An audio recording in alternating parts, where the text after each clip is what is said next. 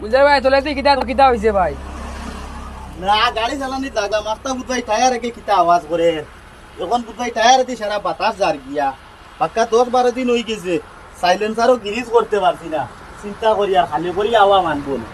আর দুদিন থাকি ভাই আজ টিপার উঠেন না ব্যাপার কিতা তারা ইনস্টলমেন্ট দিতে পারডা উঠা না নি। মেঘালয়ের যত ডাম্পার ও ড্রাইভার বাই সকল আসলা তারারে আমি 15 দিন করে লাগিন বাড়ির ছুটি দিলাইছি। কারণ হইছে বহুত ডাম্পার ও ড্রাইভার বাই হলে বিয়া শাদি করতে পারতা না, তারা সময় মিলাইতে পারতা না।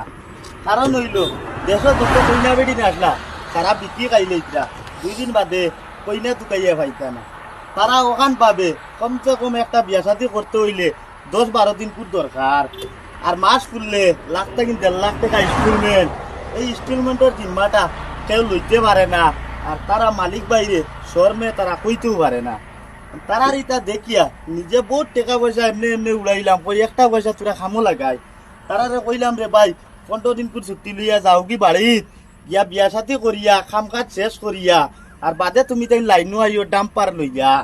ও ওতার লাগিন রে ভাই লাইনও ডাম্পার ডুম্পার দেখা যায় না। এখন বডি গাড়ির ইস্টিমেটটা করিয়া মোটামুটি 10-12 দিন করে ছুটি তারারও লাইন আমি করি আর উপর লেভেলে মাত কথা চলে 2 দিন বাদে খবরটা ভাইলি ভাই আর বেশ দেরি হইতো না। ভিডিওটা রে ভাই শেয়ার করি।